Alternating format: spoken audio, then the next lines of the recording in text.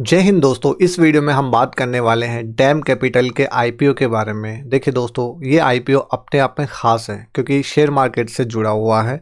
आपको काफ़ी कुछ इस वीडियो में जानने के लिए मिलेगा। तो चलिए दोस्तों, शुरुआत करते हैं इस वीडियो की। सबसे पहले हम जानेंगे कंपनी और आईपीओ डिटेल्स। कंपनी के फाइनेंशियल किस तरीके के हैं, कंपनी प्रॉफिट मेकिंग है या फिर लॉस मेकिंग है। साथ ही पीयर कंपैरिजन में और कौन सी कंपनियां हैं, उनके अकॉर्डिंग वैल्यूएशन महंगी है या फिर सस्ती है।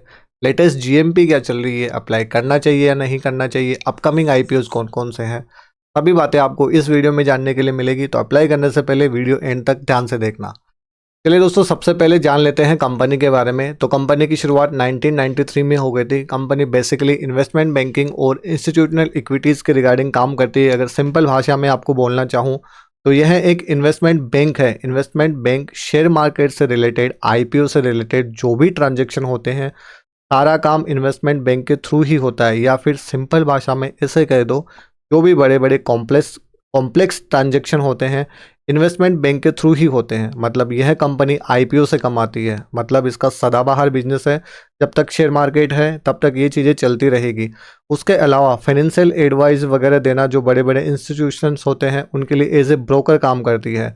अगर आपने देखा हो तो अडानी पावर के आईपीओ को भी इसी ने एग्जीक्यूट करवाया था और ये टोटल 72 ट्रांजेक्शन एग्जीक्यूट करवा चुकी है। और साथ ही अगर इसकी जियोग्राफिक प्रेजेंस की अगर बात करें तो USA, UK, India, Europe, Singapore, Hong Kong, south Korea, middle east, south Africa, इसका अच्छा खासा जियोग्राफिक प्रेजेंस हमें देखने के लिए मिलता है।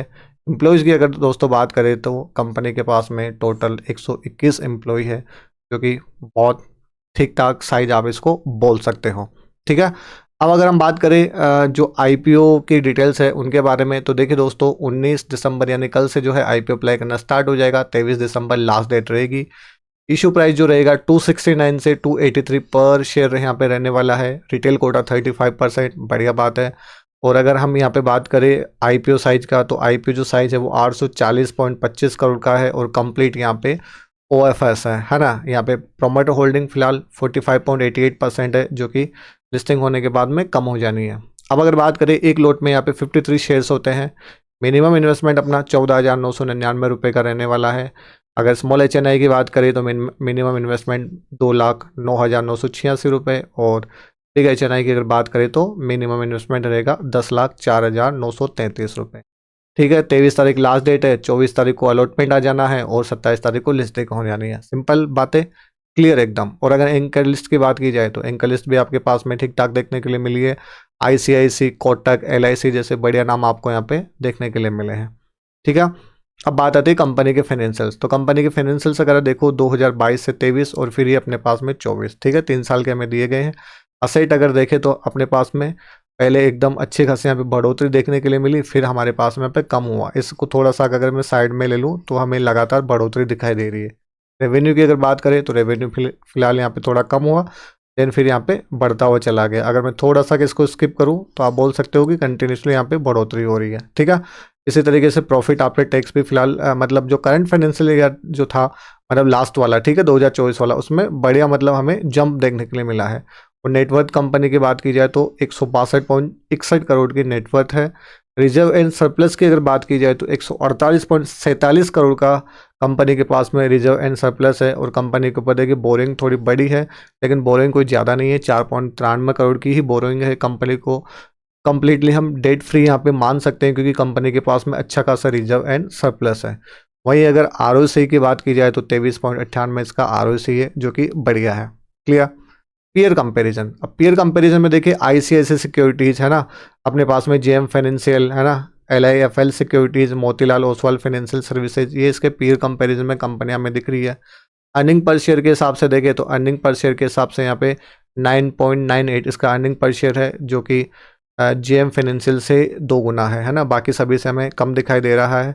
और पी रेशियो की अगर बात की जाए तो पी रेशियो में देखें हमें यहाँ पे सबसे महंगा यहाँ पे नज़र आ रहा है। मतलब इनके मुकाबले थोड़ा देखिए अर्निंग पर शेयर भी कम है और वैल्यूएशन पी रेशियो भी ज़्यादा है, तो वैल्यूएशन हमें थोड़ी यहाँ पे हायर दिखाई दे रही है ना। बात करते हैं लेटेस्ट जीएमपी की। जीएमपी अगर देखें तो जीएमपी मतलब बढ़िया चल रही है ना। अभी फिलहाल अभी लेटेस्ट जीएमपी चल रही है। कल से मार्केट ओपन हो जाएगा, अप्लाई करना। तो जीएमपी में फ्लक्चुएशन होता रहता है। इसको आप फाइनल कभी भी ना समझो, और इसके अकॉर्डिंग हमें हो सकता है कई बार लिस्टिंग देखने के लिए मिलती है और कई बार नहीं भी मिलती है। अभी आपने देखा होगा रिसेंट में अभी जो है अपने पास में कौन कौन से आईपीओ थे, मोबीक्विक का आईपीओ, साई लाइफ का आईपीओ, और एक तीसरा आईपीओ और था बजाज फाइनेंस, सॉरी किसका था, विशाल मेगा मार्ट का, है ना। सभी की लिस्टिंग जीएमपी से बहुत बढ़ चढ़ कर हुई थी, है ना। तो कभी कभार बढ़ चढ़ कर भी हो जाती है, कभी डाउन भी हो जाती है, इसे एग्जैक्ट फिगर मत मानना, लेकिन फिर भी काफ़ी महत्वपूर्ण हमें ये देखने के लिए मिल जाता है। तो लिस्टिंग गेन यहाँ पे लगभग 50% के करीब लिस्टिंग गेन मिलने की उम्मीद है। अब देखिए नेक्स्ट अगर बात करें इस आईपीओ के लिए अप्लाई करना चाहिए नहीं करना चाहिए, तो देखिए दोस्तों सबसे पहले अगर मैं सेक्टर की बात करूं तो सेक्टर इसका बहुत बढ़िया है और डिमांडिंग सेक्टर ये रहने वाला है, क्योंकि ये जो काम है ना इन्वेस्टमेंट बैंकिंग का काम, ये बहुत महत्वपूर्ण होता है ना। अगर कोई भी कंपनी आईपीओ लेके अपने आ रही है तो वो काम इन्वेस्टमेंट बैंकिंग के थ्रू ही मतलब अपना करवाने वाली है। तो जब तक शेयर मार्केट है तब तक ये सेक्टर है। और इम्पोर्टेंट बात ये है कि ठीक है हल्की फुल्की वैल्यूएशन हमें यहाँ पे थोड़ी ज़्यादा नज़र आ रही है, लेकिन जीएमपी फिलहाल मतलब बढ़िया नज़र आ रहा है ना। तो जीएमपी अगर बढ़िया तो हमें यहाँ पे लिस्टिंग गेन मिलने की तो उम्मीद फिलहाल चल ही रही है, ठीक है। और प्लस मतलब लॉन्ग टर्म के हिसाब से तो नो डाउट मतलब ये हमें अच्छा नज़र आ रहा है फिलहाल। बाकी आप इस आईपीओ के लिए क्या करने वाले हो सोच समझ के डिसाइड करना कि आपको इस आईपीओ के लिए क्या करना है।